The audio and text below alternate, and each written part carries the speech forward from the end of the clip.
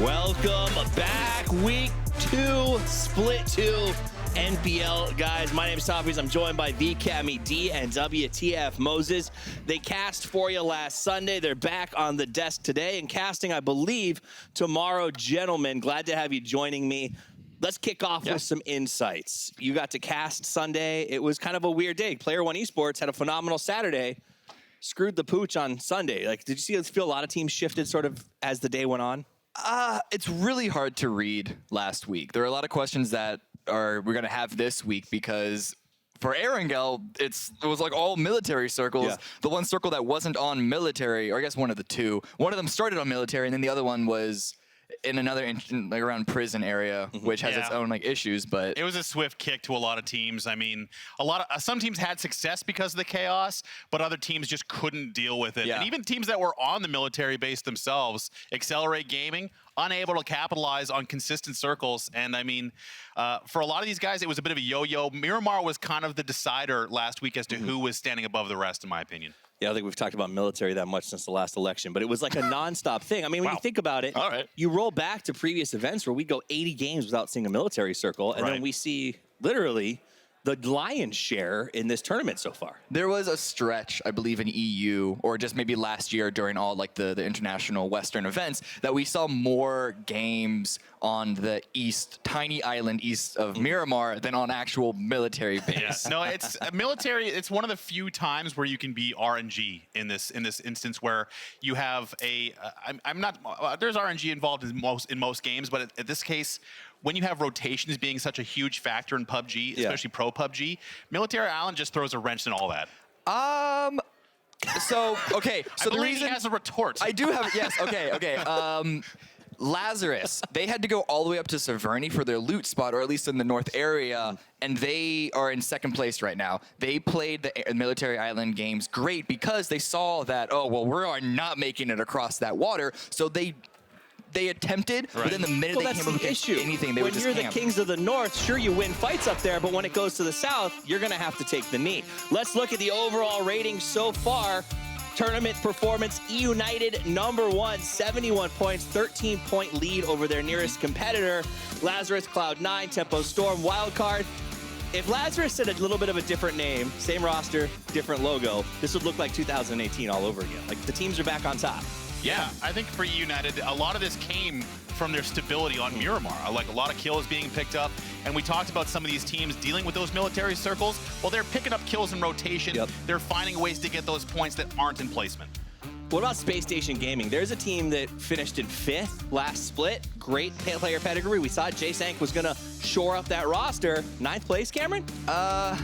Honestly, at this point, I don't know if it's ever safe to back this roster. Back when they were Optic, then Why Tempt Fate, and now they're constantly alleged to be a really good team, and they just failed to deliver once again. Yeah, it's a very bridesmaid situation for them, where they're always on the cusp of doing what they can, but they just never found it there. But again, these are the tiebreakers. So for those now that we're in this week #2, we've got the total kill points across all matches being the first tiebreaker aside from the regular points accrual, but you also have highest total points in a single match, highest kill points in a single match, and after that, I mean, if we're tie-breaking in the 4th and 5th metrics, then we're in a really weird situation. I mean, the name of the game, though, is 1, 2, and 3 are all about how many points, specifically kill-related points, you put on the board. So starting out on day 1, we've seen this in so many tournaments where teams are tied at the end. Kills matter. You can't slow play at the start and then hope it works out for you on the back end. I mean, that's definitely the case, especially when you get military circles, and it forces a lot of these teams to try and get those kills early. And I think we saw Player One Esports as kind of the big name of sort of bringing that style successfully, at least into the Royale. We have yet to see it super successful right now, but this is, of course, a huge level up from Royale and then Contenders. So I don't want to count them out just yet. It is going to be a learning curve for a lot of the Contenders teams coming into this. I mean, they were a big name on day 1, but they were a big lame on day 2. Like, do you think that has an effect on a new team who just joined the NPL? We just don't have a big enough sample size from this team yet. Player One Esports is a great Cinderella story where they come out of Contenders and have success in the NPL. it's kind of like if Oxymoron from last season had a little bit more success, but it could be backwards. They could be having that success early in the season versus Oxymoron having a little bit of success later on. And it seems like that glass slipper is sort of breaking on Miramar. They're not, I think, hitting their rotations the way that we wanted to see out of them. Other teams that aren't sort of living up to the hype right now, Ghost, again, for the second season in a row, is having a very difficult start. Again, second season in a row. That's true. At what point can we stop having hype about them? Yeah. I mean, you're right. I mean, the pedigree for a team that has they put a lot of effort in. We see a lot from Ghost Gaming outside the game. Yes. You know, we see McCoy, obviously a big personality in the team, a team that is very active and social. A lot of talk about the team, but it just doesn't happen for them in game yet. The players on that team, and you could say this about a lot of teams, but I think Ghost, they're a standout in the sense that they are a really good team, like player to player, Right. but they're like on the leaderboard, they're not as high as It's a team game. You got to make it happen as a team. Yeah. It's almost like it's too many stars and not a constellation when it comes to the way that they're playing. I like that. I'll take it. All right, let's take a look at survival times. We're tracking it through the entire phase. Endemic Mr. Relo at 317. Cloud9 K-Mind in fifth, but here's what I like. Second and fourth, Wildcard Gaming, they ended last week, or started last weekend, second day with the highest combined survival time. They're still there. It is in the wheelhouse for that to happen because they like to very pack play. They stick together, and so when they take engagements, it's as four, and so the engagements aren't as many as other squads, but they can likely just sweep through everyone. Staying alive, I mean, that's part of the game. Yeah. You gotta, I mean, having multiple teammates on that list is a good sign for Wildcard in that situation. John Travolta said it. I believe it. As we take a look at this, you can see these teams are rising up. Another one to track, Damage. Big shout out to K-Mine, the Forest Shark, head and shoulders above his nearest competitors. Yep, Sharu, I think, was a big one, Cam. I think a lot of this damage came out of one singular game. Yeah. Yeah. The very first game, actually. So a good start, but he's still up there. Trying to keep that up. He was a good pickup for Denial. Yep. They won that first game. A lot of it off of his back because he had so many kills by himself. Can they keep it up, though? We've seen this roster of Denial have a good start and then fail to keep that up. Fun fact about K-Mind, he's actually never made a different facial expression than that. You only need one when you can get that many downs and kills. Also on the top kill list, but hey, Taylor J wasn't on the damage list, #1 in kills. Is that because he's focusing on the bolt action? Possibly? I don't know. Well, you never know. I mean, it doesn't matter. You know, kills are points. And if damage doesn't matter, the weapon doesn't matter, the points matter if you're Taylor J. And for E United, he's been a big driving force. And the man beside him, Stab, as well, has also been, I mean, a surprising X factor for this team. He came in, and during his interviews beforehand, just looking at this new roster, he said that he was bringing a lot of stability. And if you look at the previous phase, there was a lot of, I guess, instability and lack of focus on that squad, which was one reason why they failed to deliver upon the success that they teased at during the preseason. Yeah. And so they're in first right now. Stab was a questionable pick up by a lot of people, but hopefully that can keep them in line. It's like he's bringing in the quiet and deadly sort of personality. He's a journeyman. He is a journeyman. I like that he's been a lot of places, a lot of experience. Yep, us, and they are, because of that, one of our feature teams. Remember, 4 feature teams per match. Moses, who are we looking at today? I'm interested to watch Envy. They have, you know, with a few flashes last season. Yep. And they did qualify to go to London, but they didn't have the result they wanted. This season, I think, has got to be a statement from this new Envy roster that they can compete with the best in the world. Yeah, was Moody just a, what is it, the honeymoon? Or Yeah, I mean, that's what you have, right? E United, the comeback kids who sort of failed last season. Cloud9 and Team Envy, who essentially, in my opinion, failed at Face It to deliver. Right. And Blue Martini, who everyone's got questions about as they sort of become the people's champions and work their way up to the league. I'm excited. If you're excited about watching teams, you can go over to Twitter and you can vote for who you want to see. We're doing a poll. You get a chance to chime in and tell us who you want to watch, and that affects who's featured every single week. Now, vote for those featured teams using the hashtag NPL feature and tag the 4 teams you want to take a look at. They'll be featured in 1, 3 on Saturdays and 2 and 4 on Sundays. Voting opens right after the show on Sunday, and it's up all week. So you have plenty of time to tell us who you want to take a look at. I'm impressed with Blue Martinis. I think the fact they've been featured so many times speaks to how they've really fired up some fans because of their story. Right. And also, we've discovered that there's a little martini glass on the Lion's nose. Yes. Which is also a major revelation for that team, in my opinion. A stirring surprise, to say the least. Oh, Christ. Did that joke shake you up a bit more? Oh my God! Get out of here, Well, Dad. you know what that song is? That song means it's time to get in line and drop into the first map of the day. Let's go over to the tour guides who will be taking us on that journey, and it is Matchroom and the gentle giant, Porosaurus. Thank you so much, Toffees, and everybody on the desk. Moses just blew our minds. Like, we're over here trying to look at the logo, and it's like, yes, there is actually a martini glass there. Nice shout out for that one. So thank you, Moses. I know. It's like very exciting things to find out, especially after having them get a huge win there in the first weekend, the opening weekend. Blue Martini, I mean, not a lot expected of them, but coming out with that big win, unfortunately, they have to keep building on that. I mean, they are the swan song, or I would say the underdog story. Underdogs. However you want to go with this.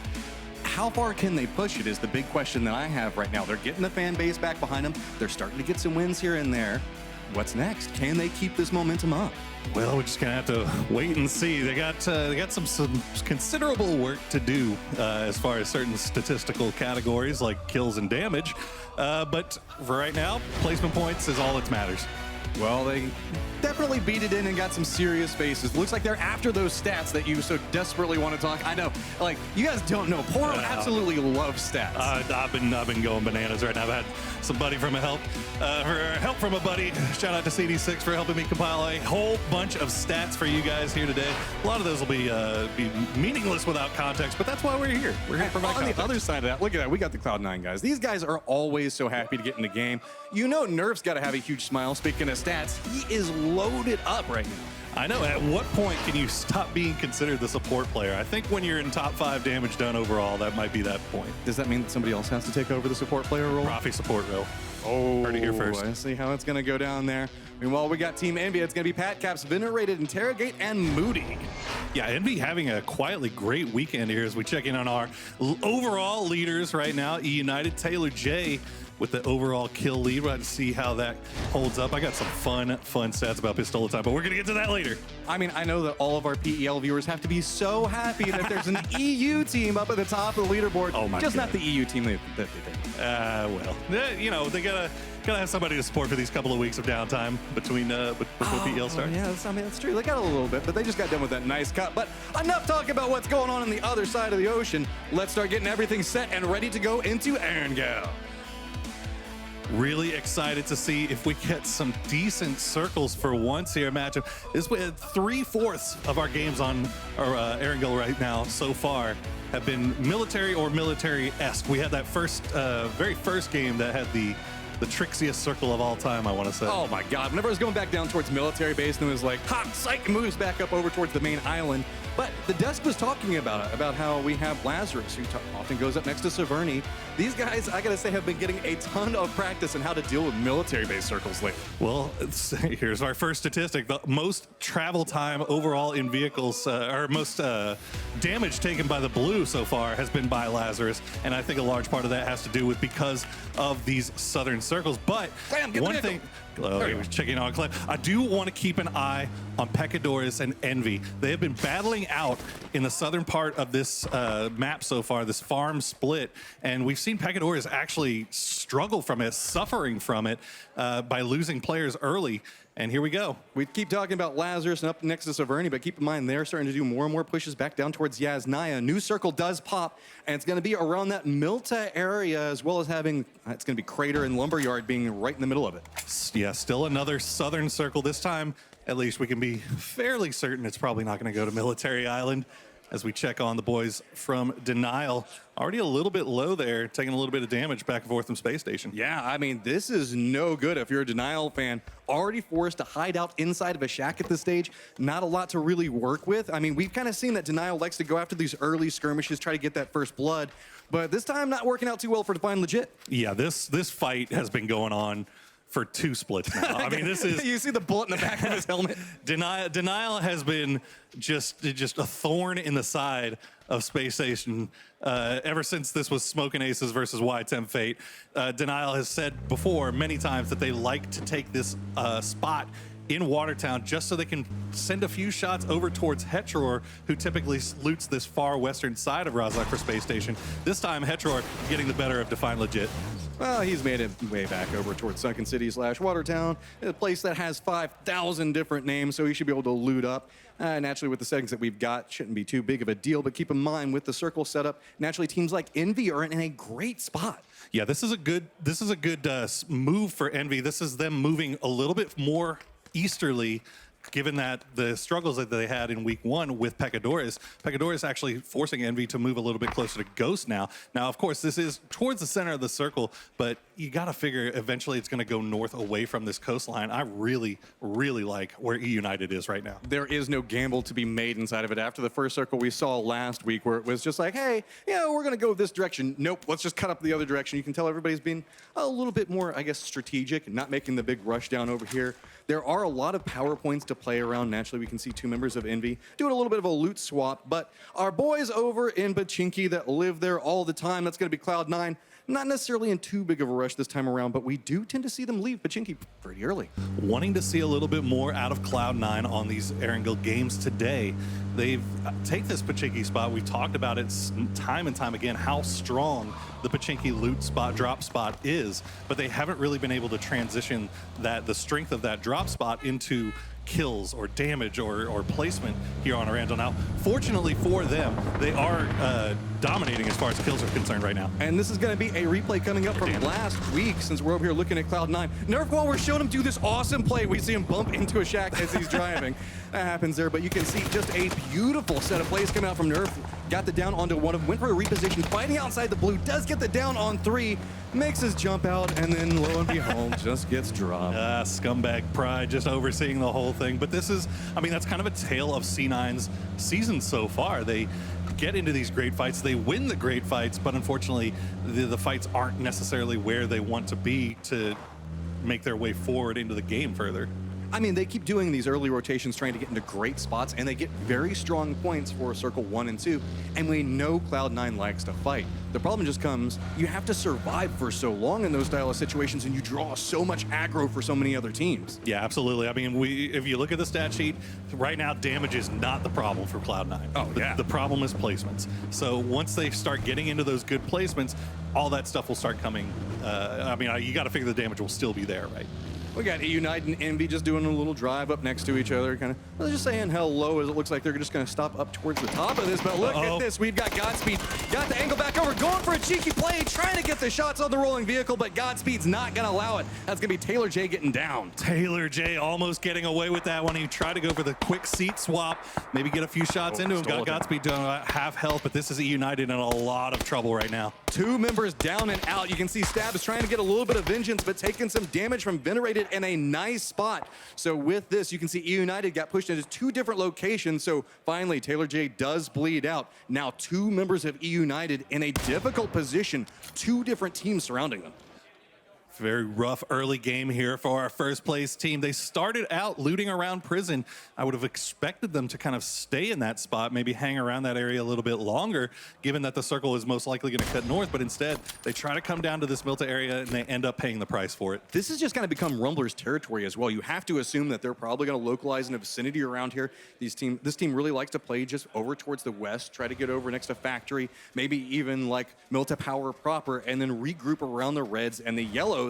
But you can see, speaking of regrouping, it's going to be Ghost Gaming. Look like they're pushing right over here. They've actually got control of this, trying to stop Envy as it's going to be Taro and trying to make a way back down there. Pat Caps as well. Shrimzy's under a lot of duress, a lot of shots coming through, but looks like Drassel might be coming over and providing a little bit of support. That's putting a lot of weight on Shrimzy there. He was all by himself with Envy pushing, but he manages to hold them off long enough for Drassel to come to provide some support here. Now they're just waiting on the last 2 teammates to pull off this fight. Right now we've got Ghost that has control over a nice spot, but really they just can't get anything out of it. They do manage to get Taro down. Pat takes a lot of damage, but now they have a vehicle that they could potentially use for cover. Multiple members of Envy are inside this fight, but really it just comes down to Ghost controlling these Reds. They're trying to go for a full defense, and Moody is not going to allow it. He just takes the UAZ right up next to them, so now it's going to become a little bit more difficult for these guys as they're defending. They have to expect flanks coming into play. How are they going to make this play out, as it looks like McCoy might be trying to come over here and provide some support?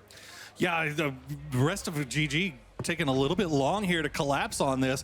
Have allowed Envy to get on top of their position right now. Drassel and Shribsy holding their each individual building. Interrogate still down. You can see Moody off in the background trying to provide some support. Here comes the push. Moody's going for the spray up onto 1. Looks back up the stairwell. It's going to be the peek back on the other side of it. Drassel's going to take a little bit of damage, but there is 1 member of Envy still down on the outside. Moody's doing his best to be a distraction. Pat Caps as well on the other building, but it's just allowing more and more time for Ghost to slowly regroup, start getting better firing angles. 2 members of Envy still trapped out next to that burnt out vehicle, trying to use smokes and utility at this stage, and it's still just gonna be another flush out from a nice grenade from Drassel. Good heads up grenade from Drassel, realizing that Interrogate was probably getting rezzed. He just took the time to send that grenade over there to finish off the kill. Moody has now gone down, and this is GG with 4 up. So now, still looking back over towards Venerated, Patcap still holding the outside of this.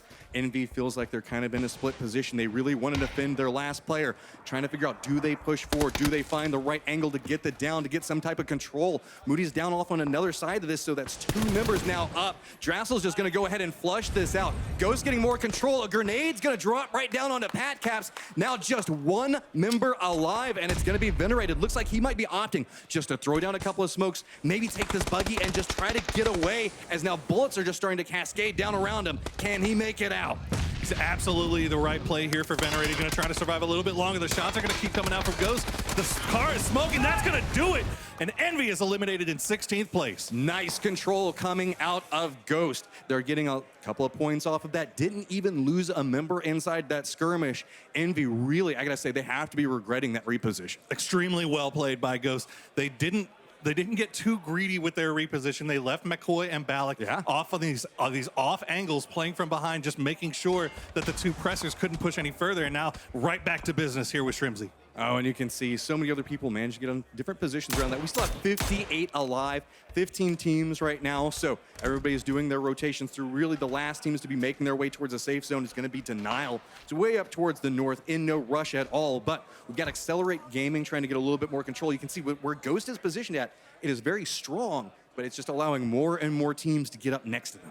Well, United has 2 players left, and they have a very strong position. Nobody crashing it just yet, but they could be in trouble if one team of 4 decides that they really want their spot. As we check in on Player 1 Esports, a nice little spot on the upside of the hill, getting a lot of vision here on the things below them. I mean, it's a great spot for them to play, and they're running a 2-2, so that gives them more control over those fields that are just outside of Milta City proper. So depending on how circles rotate, because you were saying it's going to have to move away from the water here soon, that might put Player 1 Esports in a great position, or potentially Rumblers as well. Endemic often going back over towards Milta Power, so you can kind of see where everybody's taking up their control points right now. Yeah, it's going to slow down a little bit here as we have all these hillsides to work around. C9 has the height advantage right now on the eastern side of the logging camp. They do have Space Station just off to their west. Not spotting them out just yet as we check in on our total points overall. United still in the lead. Blue Martini, they decided to go for like that cliff side down towards the south of Milta Power. So it's very defensible. So you can see now they're starting to stretch out, trying to get a little bit more information. Cloud9, looks like it's K-Mine taking a couple of pot shots back down towards Player 1 Esports. Again, also trying to do a little bit more of the information gathering. They have a lot of their members with Cloud9 really post up in defensible positions. Now it's just a matter of figuring out, okay, if we have to rotate, where do we go to? Yeah, you see the shots coming out of Player 1, but fortunately for them, they are in that safe position in that sniper tower. Right now, the shots coming out, it's only letting Space Station know that C9 is over there. And now they're starting to trade shots back and forth across the logging camp. I mean, that's just kind of like one of those shots you're just kind of just taking to maybe get some damage on the armor, maybe make them burn some meds. That's a very difficult position to push from. I mean, it's a great defensible position. We've got the rocks, you've got the lumber yard around you, but really just trying to make that cross through there is extremely dangerous. So, I mean, if they get it down out of it, cool, but they should expect any reses coming into play. Yeah, Blue Martini, as you mentioned, still making their way up here as we check in on C9 again. Win. Going to be taking some shots over towards SSG. Keep in mind, K-Mind being your individual damage leader so far, C9 your overall damage leader so far. But an interesting point to note, Space Station Gaming, 2nd place overall in damage despite their 9th place position. So really want to see if they can convert that damage into something meaningful. You could see that Cloud9 was going for a little bit of a reposition. Valiant takes a couple of shots, scares them back over next to their tower. So with this, Valiant's also going to take a little bit of damage. So not a lot of movements had to happen as of yet. Circle's about to condense down. Let's see if we could have anything a little bit crazy. At this point, I don't get me wrong. I'm the agent of chaos. Oh my God. I didn't want crazy, but looks like that's what we're gonna get. You can hear a little bit of clapping coming out from the Blue Martini fans, as this again was an area they had control over. A lot of teams now going to have to vie down for this position. And remember, we still have the shift away from water that's going to be coming in just a second for it. Nobody expected this. Nobody expected. Erangel is giving us some of the craziest circles here in Split 2 as we see Accelerate going to be trying to take some shots at a passing tempo. Your boy Trey in some trouble. You can see a vehicle explosion forced him to stop. So now it's going to be McCoy that gets the down onto your boy Trey. Tempo Storm trying to use the safety of the beach. Not necessarily too safe, as it's going to be a lot of downs coming from this. Got to Accelerate Gaming still holding the angle. Another person just trying to pass the gauntlet is not going to make it, and that's going to be Tempo Storm eliminated in 15th place. Accelerate and Ghost are both in phenomenal position to just feast off of everything coming down this beach side here, as we see a number of teams also trying to come in from the north. They're pushing right on top of Blue Martini now. I mean, this is just going to be 100% gatekeeping. How well can you deal with this? You're going to have to figure out how to make repositions through it, and I got to say, you're going to have to make some sacrificial plays. If you're one of the teams that was way up towards the north on this, you just have to assume you're gonna lose somebody on this rotation. So now you can see United, remember, only down to 2 members. Looking back over towards Cloud9, and Profi doing a lot of damage back over to Geis, who's gonna drop down, use a little bit of utility, but still needs to make their way through Cloud9 to make it into this next safe zone. Yeah, Cloud9 also has Space Station right at their backs. They've managed to push down into this, but stabbing guys causing all types of problems for them. You can see they're just on the northern side of this circle, but just off to the west, Space Station is going to have them dead to rights. Well, Cloud9 can't move too much either because Blue Martini has an angle looking back this direction. So they're trying to figure out, okay, how are we going to make our reposition? Sure, they've got United that's right over there next to them, but they have to figure out how they're going to get out of this mess. You can see they're looking back over towards Blue Martini right now. Stab, United, they're trying to figure out, okay, how do we get through Cloud9? It's just kind of made this whole all this game just stop based off of where these teams are gatekeeping out at. You can see from a play earlier today off the reposition, this is how Envy just got dominated.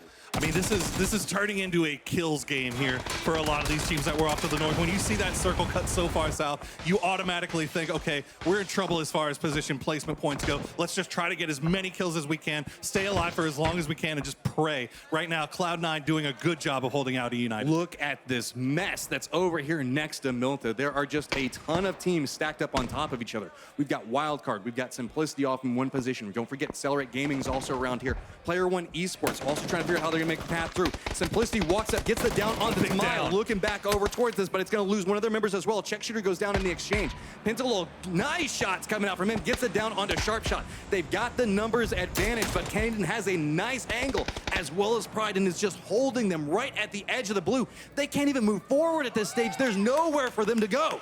Caden just doing everything he can to keep Wildcard in this game right now, keep Simplicity out of this game, forcing them to stay in the blue. And meanwhile, you have another team that's coming right on top of you. You have Player One Esports just off to the north.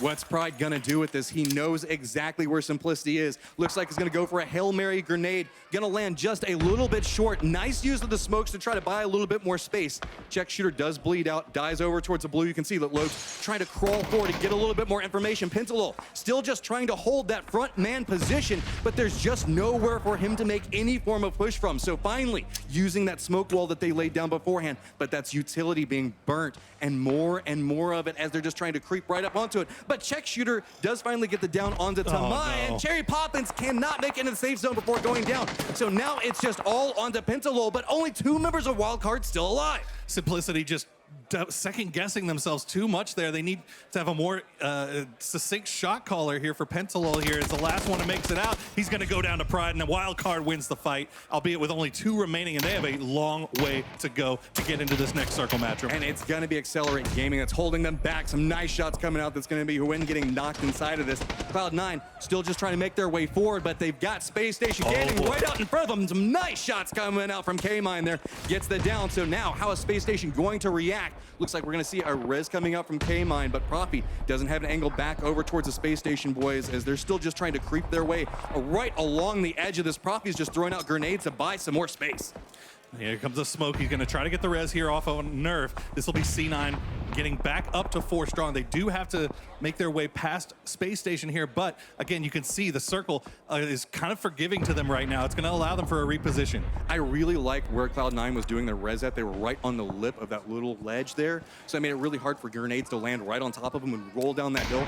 Great awareness, but look at this. Blue Martini Gaming does look back over towards Space Station Gaming, so little shots coming out. Ghost still very active and alive and in a great position. They should have sight lines on every single team's rotations. We need to see Blue Martini get more active here. They have a great compound, center circle. Only 1 kill so far here, 2 now, as another one gets picked up by Jason. But this is their time to collect a bunch of points. Space Station Gaming on full on defense right now. They've got the smokes down. They've got Cloud9 right next to him. Blue Martini's taking pot shots on one angle. Just seeing if maybe they can get get lucky, try to throw out a couple of grenades here. Cloud9 trying to figure out where those snakes are going to be at. Cloud9 having kind of a rough go with snakes last week, so definitely coming in a little bit more measured before they make their pushes this time around. Absolutely. Both of them, however, are going to be in trouble here as they are within vision of Blue Martini Gaming off to the south here. One grenade could cause so much trouble here for Space Station. It's just got to be the one that lands in the right position. See, trying to stay alive here. A little bit of exchange going back and forth. And you can see it's going to be Tempo Storm and how they just got taken down. Oof. They were trying to use that little bit of a ledge to work with. Here we go, the push. Not a lot of places to come from, so we got Cloud9 still just trying to hold back Space Station Gaming on one angle. Now it's just Valiate looking back up that hillside. You know that Cloud9 has control over this. They know the fact that there's one member left, so they're playing right along the edge, waiting for this to pop in, see where that they need to move next. Now Valiate, we've seen him have some absolutely clutch shots. Now, the problem with it is numbers are not in his advantage. Absolutely not, and the circle is now pulled away from them. So C9 is going to have to make their way in here. They want to pick up this kill. They need this point before they're forced into pushing directly into a fully fortified Blue Martini Gaming. I mean, the new circle is popped kind of where everybody was expecting it to go. Nobody really has to make any long-distance rotations, but up where we're looking at right now with Cloud9, the last member of Space Station Gaming, it's going to be a little bit of rougher rotation as, again, Blue Martini inside the circle has a nice angle back over toward them. So with Valiate just kind of sitting here being a thorn in their side, they don't get to make that push until at the very last moment. And I think that they've now finally gathered out where Valiate is, taking a little bit of damage. And it's actually going to be Player One Esports that takes that away from them. But great awareness of the kill feed, so now they know they can potentially make their move. But it's going to be Player One Esports looking right back their direction. Player One Esports, the last surviving team to make it out of Milta. They're now crossing, and they have C9 dead to rights right in front of them. They have been very, very active on this eastern side of the city, but just to their south, Ghost has been picking up tons and tons of kills on the coastline here. They're still 4 strong wrapping around. I like this coming up from Ghost, being a lot more aggressive, trying to set up into trap positions. Cloud9 making the really dangerous rotation, but they know it's going to be bad for them. So again, got to make those sacrificial plays at this point. You know it's not necessarily going to work out. You're not going to get everybody out and away, but look at the smoke wall down. Profi's just trying to run through. Nerf's got to try to cover him to some degree, but doesn't have any angles to really make much work. Profi's just playing leapfrog from smoke to smoke. There's just only so much terrain that C9 has to work with here. Only so many hills that they can hide behind or divots that they can hide in. Meanwhile, BMG has split focus here a little bit. They have eyes on C9, but also eyes on Player One Esports. And Dimick, we haven't had a chance to really talk about. They kind of snuck in around the other side of this. Looking back through, K-Mine gets a nice shot onto Aguila. This could open up the doors for them. D-Trees goes down as well. So now Cloud9, they have a little bit of an opportunity. They're right on the edge of it. They're trying to see if maybe they can get some flushes out of it. But Player One Esports now not the position they were beforehand. They're now weaker. They have to be very, very cautious before they go for any more peaks. Yeah, UA David X is the only remaining player up for this squad. He may have a shot here at getting a res, but I really doubt it here as D-Treats is pretty much dead to rights by everybody. K-Mine actually going to pick up that kill here. And look at Relo now getting involved. Profi and Nerf are down and finished off here as Endemic comes alive. We've got Player One Esports hiding out from 2 different teams. Not a lot of that David can do at this point. He's just trying to survive for as long as possible, but you can see K-Mine just peppering into his feet, and finally it's going to be Basher that takes him down. So Player One Esports goes out and New circle's going to pop. We're going to see where this thing is going, and it is going hard to the south here. That is bad news for Blue Martini Gaming. They have to make their way across this road here. Ghost has the opportunity to just kind of wrap around, but they may end up running right into Endemic. We know that there's that hillside there just to the south of this gas station where Rumble is holding court. Last surviving member right now for Cloud9 is going to be K-Mine, looking back over towards Blue Martini Gaming. Rush now coming out from Ghost Gaming. You can see him off in the distance, starting to get control over the center of the circle with they just hopped inside of buggies and made the push over. So Blue Martini Gaming, they're going to have to make a cross right down on the edge of the road, and there's going to be Denial and the Rumblers just post up waiting.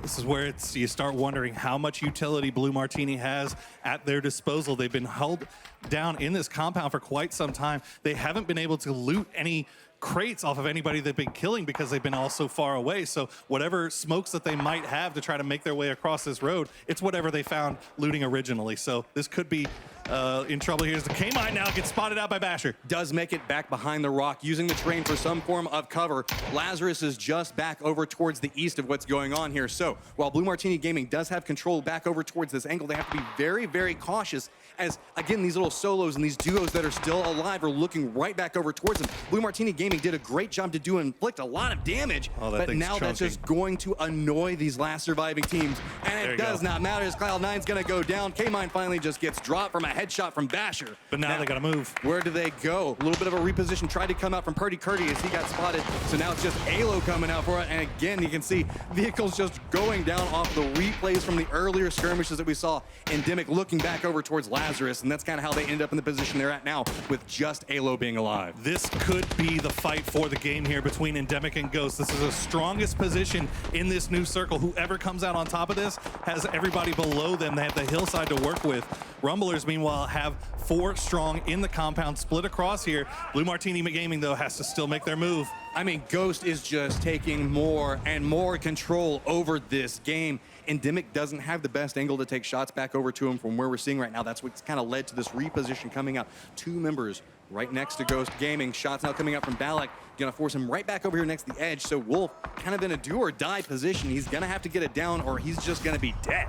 Look at this, 12 kills now overall for Ghost. No matter how this game ends up, they have managed to snake themselves a ton of points. But if they can get this win, this could be a huge game for Ghost Gaming. We have seen something hit some clutch shots before in the past. Information's getting fed over towards Wolf. You can see the reposition coming out from Blue Martini Gaming, running right over there to where the last surviving member from Denial is at. I say that as he gets spotted out and he's gonna get dropped by Clam. So that's gonna actually be Blue Martini Gaming making their way inside the safe zone. So we're down to 16 alive, 4 teams up and active, and it's gonna be Crispier that's pushing right over here next to McCoy. So now 3 members of Ghost Gaming looking back over towards Endemic. Crispier taking the top of this hill. Somehow Ghost allowing him to take it. Here's Drassel now going to come in and try to provide some support. Crispier gets taken extremely low, has to pull off of this, but Ghost now down to 3 here. Wolf gets away with that reposition, just hops in a car and runs right back behind him. So that's going to really make life difficult for Ghost Gaming. Something not going to go ahead and over push this. They know they're starting to get more and more control over the area, so starting to be afraid. Are frag grenades going to come out? What angle do they have to peek from? So with Wolf playing that backline, just feeding more information, got to set up Crispier for a nice push back over towards Drassel. So 2 members, Ghost Gaming looking back up this hillside, just through the thick of this smoke, trying to see if they can get some type of play out of it. Something up on top of that hill, just bouncing around, trying to find more information, but Ghost Gaming they're just on the res. They're just trying to get the reses off, and it's gonna be Blue Martini's Gaming Clam that hits it down onto something. Grenades are just starting to rain down next to Ghost Gaming. They have to be so cautious. This is almost too little too late here for Endemic with these grenades. You had the entirety of Ghost Gaming right on top of each other with the res there, but the grenades coming out a little bit too late, as somehow Blue Martini Gaming has gotten all 4 members across the street. I cannot believe they have stayed alive this long, match. And they are influencing the hell out of this fight. You can see Endemic had to retreat back away from what I thought was a firm control fight. They had victory over that in their hands, and it's going to be nice shots coming out from Blue Martini Gaming that's going to force them to have to separate. So with this, Ghost now gets to stop playing damage control, starts to get all their meds, starts to get a little bit more control over what's happening. Now they have a very difficult decision.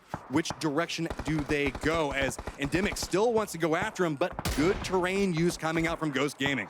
Ghost has to finish off this fight with Endemic. They can't really wrap around on this western edge, really, because then they'll just be dead to rights to Blue Martini Gaming, so they're kind of pinched here. They have to pick one fight. Right now, I think Endemic fight is probably the more, the better one for where their position is. It comes down to how much utility does Ghost have at this point. They've been having to use smokes for so have a ton. long. I haven't necessarily seen them have to use a lot of grenades at this point. So with this, we're gonna have to see how everything goes through here. So we've got a little bit of a listen in going on with Blue Martini Gaming. Let's hear how their comms are going. They can't. These guys can't see us. Keep running. Go, go, go, Can go. they see us? Kind of, but not really. Commit, it doesn't matter. We just gotta keep going. I'm gonna spread a little bit right. I'm going right of you guys. I'm gonna nade the smoke. That's far hill, I can't do anything about that. I should have just held back. I'm wrapping right. I'm nading left, Basher, careful. In front of you guys. In front of you guys. I don't see him. Blade, He's on the, right in front of him. on the Dacia. Yeah, I got him. Dacia's dead. Dacia's dead. Wait, that's Ghost. Yeah. Two more, You don't two have to more get at too least. aggressive. You don't have to get too aggressive here. You can hold. I mean, you can stay on the hill, but I'm healing. go up the hill more and climb. Because you're at the base, you're gonna get hit with nades. We're They're fighting. getting pushed. They're getting pushed. Yeah, Rum, push them. I think there's 4 teams up right now still, so careful. Nading that? See that goes anywhere? Any I got more nades nades? on my body. Pick up the nades. Clam's getting aggressive. Go, Clam, go. Get aggressive. Going right. I'm far right. Hurt. One's lit on the left. One's on the left. One's on the left. He's hurt. Dave, just play low right here. Play low right here. 1v2. He's in a very right on my body in the bowl.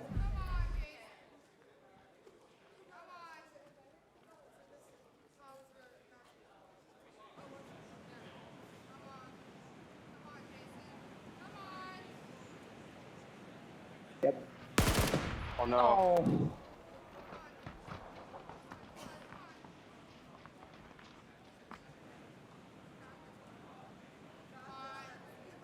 Molly. Oh. Blue.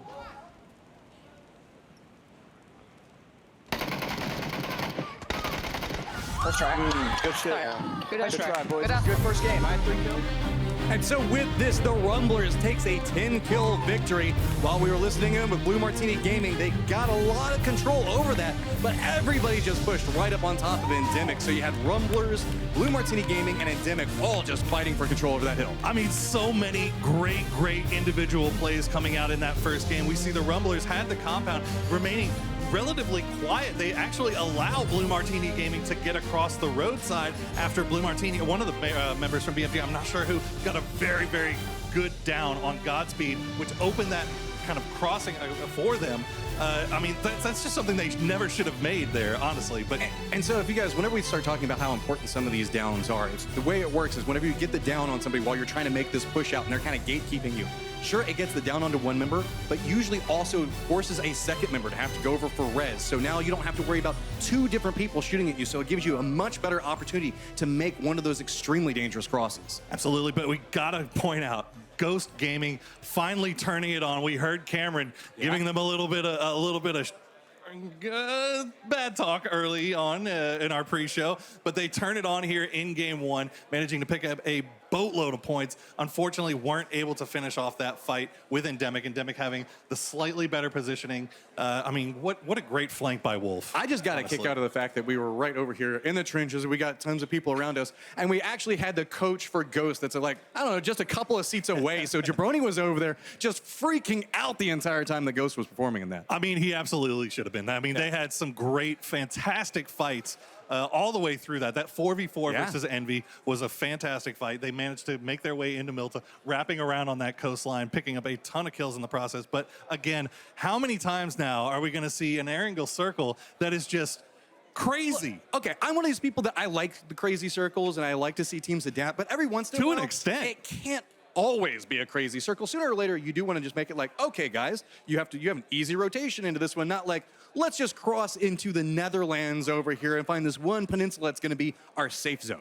Well, you hate to see these games turn into the ones where people that are outside the hard circle shift teams basically say, you know what, we're screwed as far as placement goes. We're just going to try to get our points through kills. We're going to try to scrap with anybody we can find. And, you know, fortunately, I think Ghost had the great positioning, but they were, I mean, you saw what happened to Tempo. Tempo tried to drive across the beach and just got destroyed. Well, I mean, we can recount all the tales of what we saw inside of it, but let's hear from our round winners and the tales that they had from that round.